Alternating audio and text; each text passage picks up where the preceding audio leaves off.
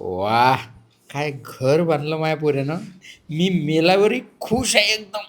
अहो, बाबाचं वर्षश्राद्ध आलं, ते कार्यक्रम करावा लागेल, सगळ्यांना बोलवावं लागेल आपल्याला. एवढा मोठा कार्यक्रम कशाला करायला लागते? पहिलेच वेळ नाही आहे. नसली पैशाची बर्बादी. पान टाकून देऊ आपण, बस झालं.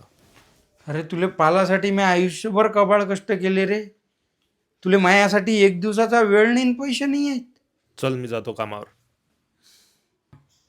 दादा ते जुनं घर विकायचं होतं ना, चांगली पार्टी आहे आपल्याजवळ. अरे नाही बाबू, ते घर विकू नको. त्यात तुझ्या आठवणी आहे, तुझ्या आईच्या आठवणी आहे.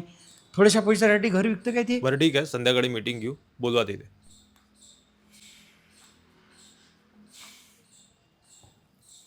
आज पुरुषोत्तम काका जाऊन 1 वर्ष झाले राजा.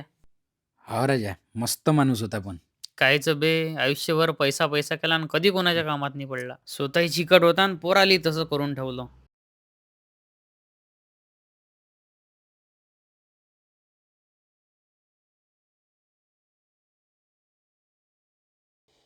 आयुष्यभर नुसता मी पैसा पैसाच केला.